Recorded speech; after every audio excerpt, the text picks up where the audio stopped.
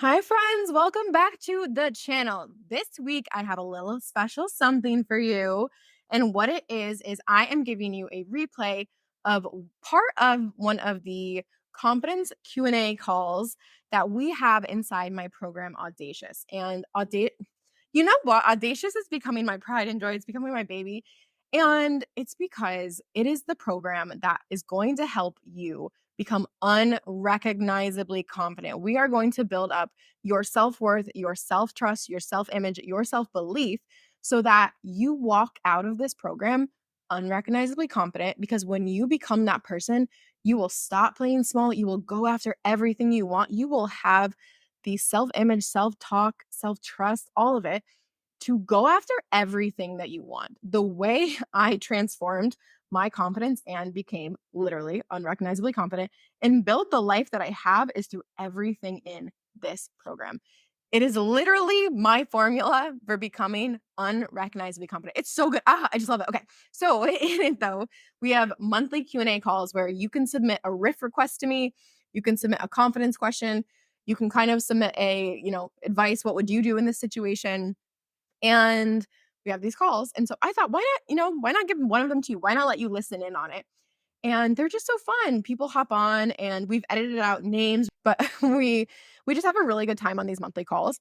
And not only do we have monthly calls in Audacious, but we also have 12 plus hours and growing of video vaults, videos in there to really help you have this transformation of becoming unrecognizably confident, putting yourself out there and going all in on creating the life that you want.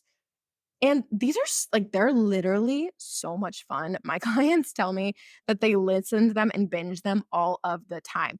They listen to them when they want to get out of their doubt. They listen to them when they're cleaning their house. They listen to them when they're driving around. They listen to them like a podcast. And it just, you know what that really does?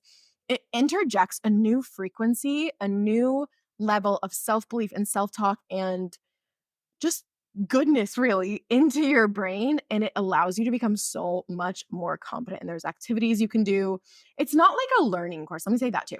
It's not like a learning course, it's literally a video vault with we're having meditations in there, EFT tapping, affirmation tracks, that it's just something that you're gonna wanna put on repeat all of the time when you're doing your hot girl walks, whatever it is, that's going to literally make it so easy to become unrecognizably confident in the version of yourself who creates all that she wants, whether it's the money, the man, the business, moving abroad, like whatever it is, becoming a published author, all things my clients have done through changing how they see themselves, treat themselves, feel about themselves, and therefore the actions that they take. And we also, on top of all the video vaults that we add, we have a community where you can come celebrate, you can come and ask those riff requests, ask your questions, and it's just a good time. So I'll put all the links for that in the show notes.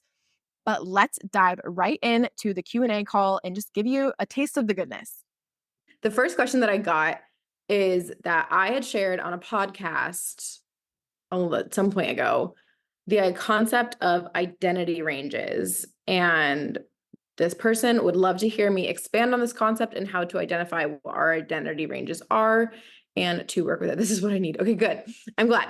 Okay, so it's not so much as a concept as just like an idea that I have in my head around things. But the way that this is going to be such a visual thing. So I'm just going to try and put it in numbers, let's say, so someone can be on board with me. It's this idea that it's kind of just your comfort zone. Like we have our comfort zone and what we do and do not identify with. And so if your comfort zone, for example, is from number 3 to number 8, what I'm really saying there is that you have a minimum of you will not really accept things outside of a 3. Like anything below a 3, for example, let's call it 30 and 80. That's easier. Anything below a 30, you're not really going to expect or accept, and you're probably going to either just like not go with it, not say anything about it, right?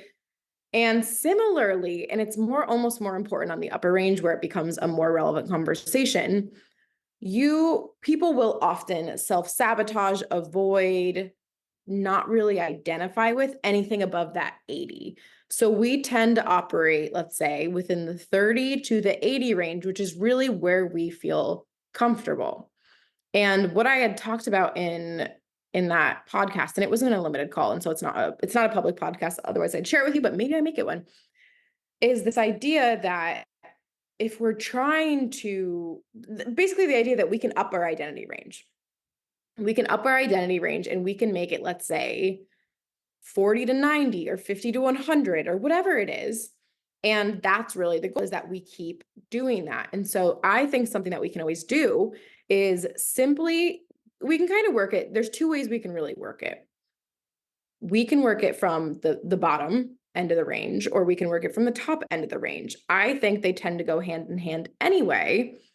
But something that you can do, let's start with the bottom end. So instead of a 30, it's like, what would a 40 look like for me?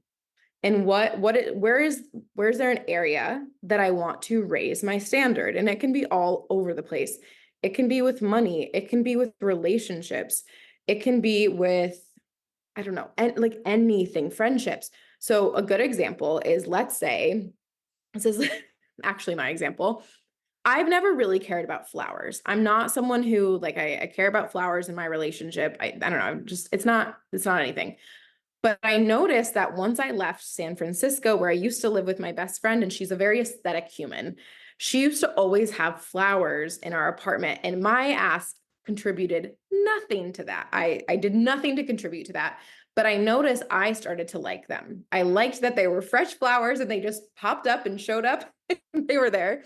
And so let's say my identity range in my relationship and or in other words, my standards and what I liked or accepted was, I didn't care if my partner got me flowers, which historically I really haven't. But all of a sudden, now that I moved in with him in New York, I want flowers every month. And that is something where that is now something that I'm not willing to accept no flowers. I've kind of sat with, and this is just my take, you can agree, disagree. I've kind of sat with, it's such an easy task for him to go to a florist and just pay for some flowers. It's not like he can't afford it. He can do it. It doesn't add a lot of time.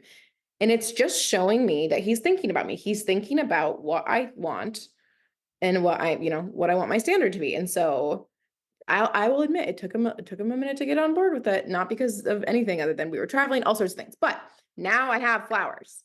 And so that's an example of maybe within my relationship, I raised the standard from a 30 to a 35, a 30 from a 40, whatever it is. So there's one way in which you can literally raise what not, I don't want to say your bare minimum, but you can raise the standard for what you want to accept for yourself. Another example is money. So if what you're always used to and you identify with what you think is, and when I say identify, what I really mean is you're like, someone like me is this. It's well within your comfort zone. It's something that you can get behind, that you feel is your normal and what you've normalized for yourself. And so with money, let's say your bare, or not, I keep saying bare minimum, but that's really not what I mean. Let's say your lower threshold of your identity range is that 30, or let's say $3,000 a month, just for the ease of 30. You can decide that you would like to raise that to 3,500. And so you will now start identifying with, I don't want to accept anything lower than 3,500. And there's all sorts of things you can do it. That I always think the best thing to do is first get that in your belief system, which we obviously teach in Audacious, so that you align your actions, you align your identity, you align your feelings, you align how you move through the world so that you make that a possibility. So that's another example. The other end of the spectrum is raising your top identity range, which is usually where people are way more interested in. And so I think a perfect example of this actually is compliments. So whenever if anyone, what's the word I'm looking for? Like disregards compliments? Is that the word I'm looking for? I think it is. Kind of like you won't accept compliments. Yeah. Okay. If that's the case, then usually if you're not accepting a compliment or you kind of disregard it, whatever it is, usually that compliment is outside of your identity range. Like you are not fully accepting it. It is almost at a higher frequency. Let's say if we're going at the 80, if someone gives you a compliment that's at like the 90 frequency, you will tend to disregard it because it doesn't align with how you see yourself. The goal there would be to, for example, accept the compliment, say thank you, try to integrate it, sit with how it makes you feel, for example, to have that. Hold on, let me let her in. Hi. Progress. Oh my God, I miss you. Okay. Hi, we're gonna keep going. The question I'm answering right now is identity ranges. So yes, so if you are not accepting that compliment, it's because it's probably outside your identity range of what you're comfortable accepting. So the work there, for example, would be sitting with it, integrating it, really sitting in the discomfort of, and even exploring, like, why does this compliment, for example, make me uncomfortable? What is it about this that I don't want to accept? And it's uncomfortable. Like, I'll say it's uncomfortable to have someone compliment you and you're like, oh, this is uncomfortable to have someone see me, have someone see the good in me. But that's just showing, oh, okay, that's a perfect example of, I can increase my identity range here. And this happens again. This is compliments, this is money, this is relationships. So that if we take the relationship example again, and let's take the money and relationship example. If you are dating or in a relationship and someone does something that you don't feel like you're worthy of, and someone does something that you're like, "Ooh, I'm not so, like, people don't do this for me," kind of thing, then you will often reject it. You won't accept it. Same thing with money is if you happen to earn money outside of your identity range, which is amazing. We love that. Oftentimes people will get rid of the money. They'll get rid of the money, they'll spend it, they'll just kind of like make it go away. And it's because it's outside of that identity range. So something that we always want to, it's not like I have like hard and fast rules for this is my identity range, but I just like to be aware when there's something that's coming up that tends to be either outside of my identity range on the low end or on the high end. And it's just making a concerted effort to allow notice the things that feel maybe a little outside of your current identity range, and where can you allow yourself to integrate them in, and where are you accepting things that maybe it's not been a problem but you don't want to accept anymore, and you raise your lower, your almost identity floor. And so that's what I meant around identity ranges, and the idea of raising them so that you are always growing, you are always stepping into a more audacious identity. You are always owning that you deserve more, you are worthy of more, and you can have more. The next question that I had received, but whenever I start feeling a little more happy, excited, like my depression is lifting, I notice that and think things like, but life isn't that good, so I'm not allowed to be this happy. I guess I don't feel like I deserve to be happy until certain things are happening in life or until I have more proof. I feel like this is an upper limit thing. How can I get more comfortable with allowing myself to expand into feeling good and make that my new normal? So the thing is too is one of the things she described is since being a little more moody, stressed, worried was her default and has been since she was a kid. Same. I feel like I was a depressed little kid oftentimes. I was happy too, but I've always had big emotions, okay? But I think the thing is that okay, I talk a lot in our logic brains and our emotional brains, and our logic brains often try to make sense of things, and it's often they're much more in tune with our shame. And if you are feeling, for example, excited, happy, whatever, and your logic brain is like, but there's nothing to justify this. There's no reason that we should. Life is still a struggle. Life is still lifing. It almost wants to knock you back down a peg. The thing that I love to sit with is it's not knocking me down a peg because I deserve to be knocked down a peg or I have to justify happiness. It is simply just trying to protect me. Happy emotions are more vulnerable because they're not consistent. They're never going to be. We never need to expect them to be. You're going to have a full range of human emotions always. And so it's almost a self-protection mechanism of like, if we're happy, it's going to go away. So let's just knock you down now. Taking it from that perspective of, okay, it's just trying to protect me. It's just, it feels more familiar in the lower range of emotions. That's all that's happening. And then it's more of a job of let me sit with that part of me. Let me sit with the part of me that's afraid, the part of me that doesn't know what to do with this happiness, doesn't know how to feel this, and get her on board with the idea that it's safe to feel this. It's safe to be happy. I don't need proof. I don't need reasons. I can just be happy to be happy. And I think that is a big thing. And so when it comes to how can I get more comfortable with allowing myself into feeling good, I think it's a choice to feel good. It's no secret to anyone that I am a depression girly, and something that I often have to do when I'm depressed, and it takes me a minute to get here, but once I get there, it helps a lot, which is I have to interject reasons to be happy. I have to choose happiness. And I think, especially with depression and mental health and things like that, it's not like we're choosing to be unhappy. I don't at all think that we're choosing to be unhappy. I'm not choosing to be depressed. But I think in things like that, we do have to make a concerted effort and choice to choose happiness. I often have to choose happiness. And what that can look like, and this will also get you more comfortable with expanding into the feeling, is tapping into whatever it is. Like for me, I really like to, when I'm feeling down, I've been doing this recently because I'm in more of a depressive episode. It's like I have to go to bed at night and choose 3 little things that what am I celebrating myself for today? It doesn't like, and your logic brain, if you're not well practiced in this, might kick in and be like, that's stupid. Yeah, blah, blah, you don't deserve. No, like just allow yourself to be happy about what you want to be happy about. Let yourself celebrate. I also throughout the day have to, if something's making me happy, my iced coffee, right? I'll just naturally go, I'll just drink them. I'll drink them all day long without thinking about it. But I have to think, iced coffee makes me happy. I am happy I have this, and try to tap into that feeling. The other thing is I'm a moody motherfucker sometimes. I noticed when my best friend was here last, however many weekends ago, 2 weekends ago, she's naturally a very happy person. She's naturally like easily excited, happy, and I'm not like that. Like, I like wish I was more like that. But I noticed when something was making her happy, for example, I checked in with like, is this making me happy too? And I'm like, oh yeah, it is. I'm not in tune with feeling that.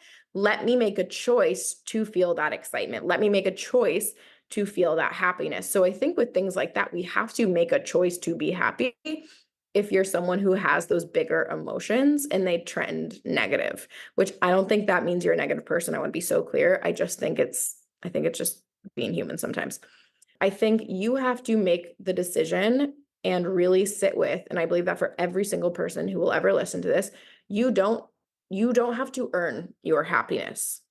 You don't have to have things going perfectly to be happy. Rather, when you choose happiness, it will help things to go better because you will show up with a different attitude. You will show up with a different mentality. You will take different actions. You will show up differently.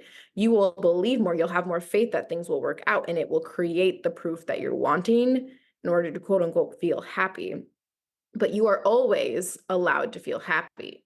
You are always deserving of joy. You are always deserving and worthy of whatever emotions you want. But when we feel like we can't access them, it's often because we need to actively create them for ourselves. The next question is how to tap into confidence in the moment in social situations, or maybe not even into confidence, but out of insecurity and into the moment conversation. Ooh, I feel that. Okay. Also, maybe seeing what you think are your flaws as your uniqueness and owning them. Okay, there's so much here. Where do I want to start? Most of my life, it's very interesting. I feel like a lot of people can, I mean, this is just, I think, a human thing too. But for most of my life, whenever I met someone or was like introduced to someone, I never caught their name. I never caught anything about them because I was so in my head of like, what do I say next? What is my name? How do I pronounce my name? What do I like? I was just so in my own head that I could not be present. And I think that's a lot of what this person's getting at here of like, I'm not in the moment. I'm not in the conversation because I'm so in my own head about myself. And I think that I'm trying to tap back into when I first started shifting this. I think I had to one just kind of like let me answer it from past me. Make a concerted effort of like it's okay, be here, it's okay, be here, like things like that. Another thing I had to do, and there's got to be some science behind this. I am sure of it, but I don't have it readily available. Is smiling. Like smiling does literally change your emotions if you smile. And so I remember I just started smiling in social situations, even if I felt like a weirdo freak, because it took me from so in my own head to all of a sudden you smile and all of a sudden you like I can feel when I smile like the sensations in my body kind of shifting. And so I would start doing that to literally just become more present and happy in the situation. And I felt like that pulled me out of my own head and into the moment, into the conversation more. And I think the other thing, and this is just big in general, and we can, of course, go more into it if you guys have questions. I was always like, why this happened to me is I was always so worried about what to say. I was always so worried about what other people would think. And I remember I was talking to someone about this the other day. I felt like if someone had asked me back in the day, like, "Do you like XYZ?" I would be calculating in my head, "Do they like XYZ?" Like, I have to try and, I wouldn't just sit with myself of like, "Oh, do I like it? Yes or no?" I would sit with like, "What do I think is the right answer to get them to judge me the least? What do I think is the right answer to be the most liked?"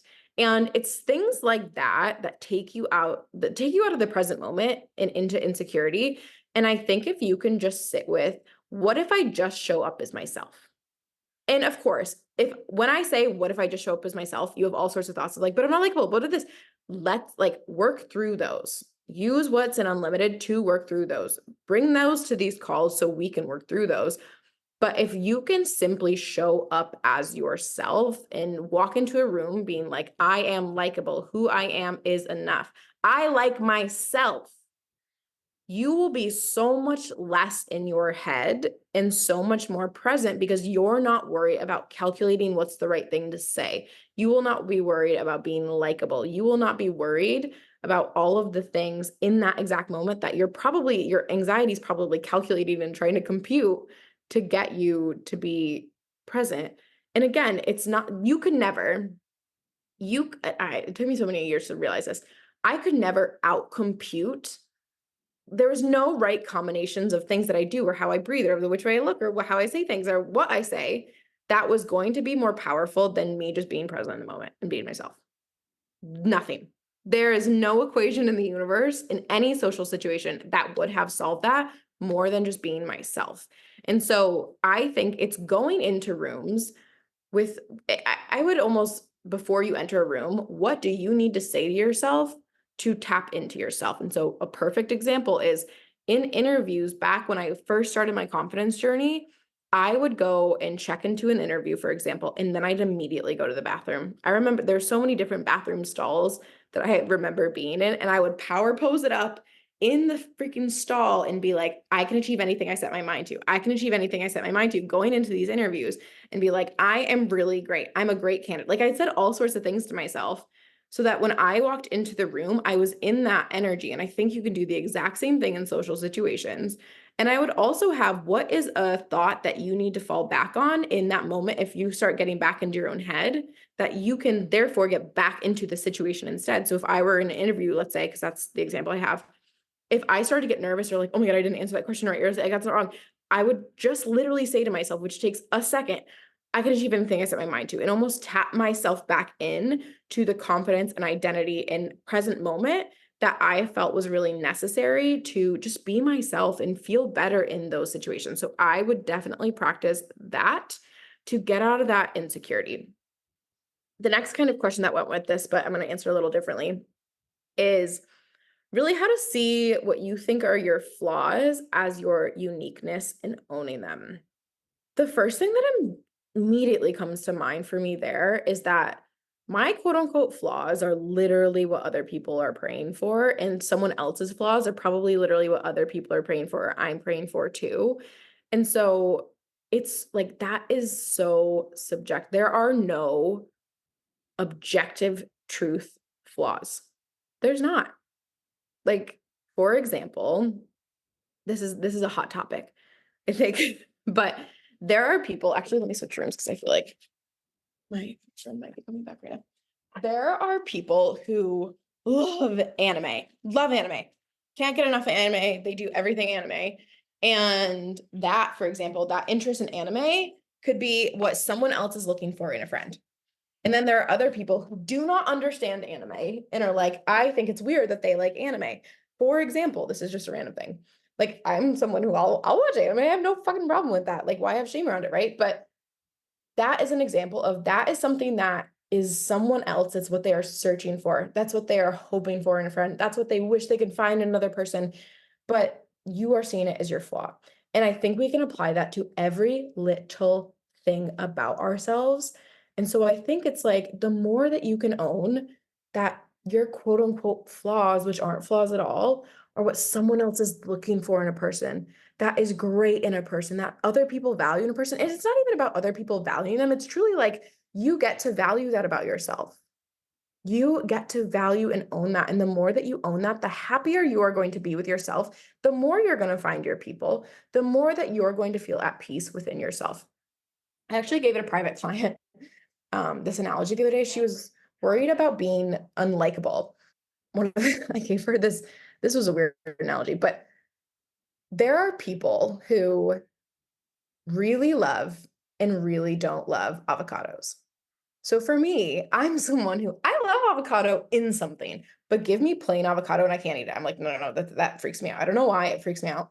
And there's people who I remember in college would literally open up an avocado and eat it by the spoonful. And I was like, oh, I can't do that. I like all things avocado except plain. But I was telling her there's a whole camp of people in this, billions of people who are avocado stands. They love an avocado. And it doesn't matter that there's a whole bunch of other billion people who think avocado is gross. It doesn't take away from the people who love the avocado that other people don't like it. And so I think if we are always trying to calculate, you know, if someone else is going to like me, all that, it's what I said in the last question. It's always going to keep you calculating because you're never going to win. The only thing to do is own, for example, I freaking love avocados. There's a whole bunch of billions of other people in the world who also love avocados. I'm going to own that. And I think it's the same thing. This is a weird analogy. I think it's the same thing when it comes to yourself. The more that you own it, the more you are going to find people who value it in you, who love it in you. And it's just going to make you feel so much more at peace. I'm stuck in a cycle of consistent self-doubt and imposter syndrome across all areas of my life. I'm also extremely full of anger all the time and hostile, which isn't my norm, as you know, which I know, but I know you, I know it's not your norm. What steps should I be taking? Interesting. Okay. I think, how do I want to start this? I think the first thing I would go to is the anger. And like I get that too sometimes where I just get like really angry. And usually it's coming because I'm angry at myself. For me, that's usually what happens is like I am angry with myself and I'm gonna be angry all over. And I would sit with what is the part of me? So I would honestly like what I would do is get in this space where, okay, I'm gonna close my eyes, I'm gonna tap into my body and come up with what is the angry part of me. And it's just one part of ourselves. It is not our entirety, it's not our whole being. There's just one part that is in the driver's seat that is angry. And I would try and picture her in front of you. Picture this version of yourself in front of you, separate from you, separate it from your body as much as you can. And just take notice as you're doing this. If there's times where she kind of feels like she's just you, try and separate again and see what she has to say. See what she feels. Have a dialogue with that one part of you that's angry. See what wisdom she has. See what info she's got for you around why is she so angry? What is she feeling? Like what does she need from you to feel calm or peace or whatever it is. And you know what? She might just need someone to hear her. She might need someone to hear her. She might need to have it expressed in some way. She might need to tell others about it. Like there's all sorts of things that that version of you, that part of you might come up with. And I would just see, but if we're ignoring her, if we're just trying to get away from her, what we're doing is really just shaming that part of ourselves and making it feel like it's not okay to be angry. And I think she just needs the space to probably express her needs because she's got wisdom underneath it, but it's just coming out as anger. So I would sit with that first, and I would bet you probably find something around the self-doubt and imposter syndrome.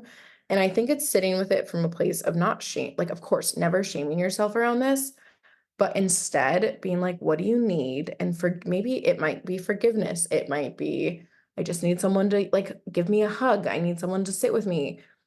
But I would see what comes up from that first. I would also see where the next thing I would kind of sit with is the self-doubt and imposter syndrome of like, where is this coming from? What is it that I have doubt around? What is it that I'm feeling an imposter around? What am I so afraid of? And I think when we ask what we're afraid of, when we ask what we're avoiding, it's going to give you so much info. And if you think to the Go All In module, when we talk about like you are powerfully creating what you want right now. You're already powerful. You're already powerfully creating something that you want. It just might be whatever that answer is to what you're fearing. It just might be you're avoiding your judgment, you're avoiding criticism, whatever. Like, I'm just making this up, obviously. But I would sit with that question so that you can see, okay, this is what I'm powerfully creating. I'm powerfully creating avoiding the judgment. I'm powerfully creating a reality in which I stay safer, whatever it is. And from there, I just want you sitting with, I'm already powerful. I am powerfully creating this one thing. I can also powerfully create more of what I want. And I would not jump to like, okay, I'm going to powerfully create money. I'm going to powerfully create a partner. I wouldn't go to result. I would go to, I can powerfully create self-belief. I can powerfully create having my own back. I can powerfully create self-trust and take that route there rather than jumping to the result because your self-doubt and your imposter syndrome will just kick its ass right back into place. If we go to that result, I would just go with how you want to feel. And again, not jumping from 0 to 100, jumping from like 0 to 20, jumping from like 0 to 5, 0 to 10. Because if you can just get yourself to 5, then you can get yourself to 10, then you can get yourself to 20, right? Versus just constantly trying to do the jump up to 100 to get out of it, which doesn't usually stick. It doesn't usually work. So I would spend a lot of time, and a lot of what my answer was here was reflecting like I don't know the word. Why can't I think of words to say? Like really sitting with your internal self and seeing what wisdom and knowledge and power that is already inside of you that you can access that maybe hasn't been accessed recently. I get angry really often. I'm trying to learn to listen to it more. Mackenzie's coaching directly me has multiple times been go be mad. Yeah, sometimes you just need to be mad. Okay, okay. And I think it's like, oh, you know what? I'll talk about this too with anger. I don't remember where I learned this. It was years ago. But this idea of like, I wouldn't say I was like an angry little kid. I feel like I'm talking a lot about I'm like painting a picture of myself. I was a joy to have around as a child. But I also was really angry sometimes because I got moved around a lot as a kid. Like I was always moving. I've lived in 7 different states at this point. So I've moved around a lot. And so oftentimes I remember I would direct a lot of anger towards my mom. And my mom, if anyone has been around me for a minute, knows she's the sweetest, most loving, selfless person I have ever met. And as a kid, I directed at her. And it's again, like I directed at her because I was just like, I knew she wouldn't leave me. My mom wasn't gonna leave me if I was mean. And I had to learn that I was basically fire hydranting all my anger out at her. But again, I wish I remembered where I learned this ago, but I was so much younger when I learned it. But it's the idea of like, we don't have to fire hydrant our emotions out at other people. We also don't have to fire hydrant our emotions out at ourselves, which is often what shame is. We can just fire hydrant those emotions, which need to be processed, which need to be felt into empty space. Like we can just feel them. We can just be mad, but we don't have to aim it at ourselves and we don't have to aim it at other people. So that's something that I think would be really good is like what is a way in which I can fire hydrant this out just into space, into empty space, whether it is journaling, whether it's going for a run, whether it is talking to someone without, taking it out yourself for them. There's just a lot of ways that you can do that. And I think it's exploring that too. Okay. Oh, I love that. Yes. Yes. To reiterate what she loved, I can powerfully create self-belief, powerfully create self-trust, powerfully create safety, powerfully create happiness. Yes. Okay. And then the last question that I have for today is any suggestions for a daily confidence routine? Ooh, you know what though? Like yes and no. So with a daily confidence routine, I think it's just gotta be what you like what sticks for you. Like, I'm not someone who can, like, really stick to a routine. I try real hard, but it's just gotta be something that you can stick to. But if I really break it down, I often think confidence just comes from choosing yourself over and over and over and over and over until it's a skill. It's a skill that you practice, and it's a skill that you can always, always get better at and improve. I think the thing is, like, what is going to feel like you choosing yourself and not from, like, a, "I should do this way," but, like, is choosing to give yourself joy, is choosing to make you happy, is choosing to process the emotions, whatever it is. And I think it's also sometimes for me, I just gamify it. Sometimes I'm just like, let's see how many times I can choose myself today. And if there's an instance in which I don't choose myself, I have, whether it's like I have a more doubtful thought about myself, or I don't know, I make a choice that's not in my best interest, I just get to choose again. Like, I'm just like, okay, cool. I just get to choose again. Let's see how long I can go this time. And I think it's so much more around you just choosing yourself and asking yourself, what would it look like to choose myself? What's a routine that feels like choosing myself? And I think the thing with routines is that when it's very typical that if we fall off a routine, we shame ourselves, we tell ourselves how bad. Not doing that, giving yourself grace, compassion, just doing it again, picking the routine back up or choosing a new one, that in itself, to not shame yourself for falling off the routine, is choosing yourself. And so I think it's so much more around what is choosing yourself? What does that look like for you? What would help you feel that way? That is a routine. But then to answer kind of what I do, I switch it up all the time. I just sit with for example, like a morning routine. I just sit with how do I want to feel in life? Like in life, where am I most successful? What are my feelings when I'm most successful? So for me, it's audacious, confident, grounded.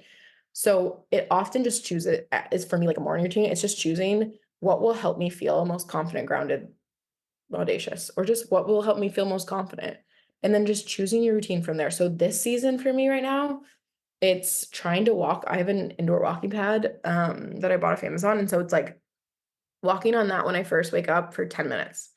And then I am a meditation girly. I love it. I'm a way better human when I am meditating. So I meditate. And then if I want to journal or if I want to do EFT tapping, great. I will do it. I don't make myself. And then I just time block my day. And it's like, so I'm really doing three things, maybe four things. And that makes me feel most confident, grounded, happy.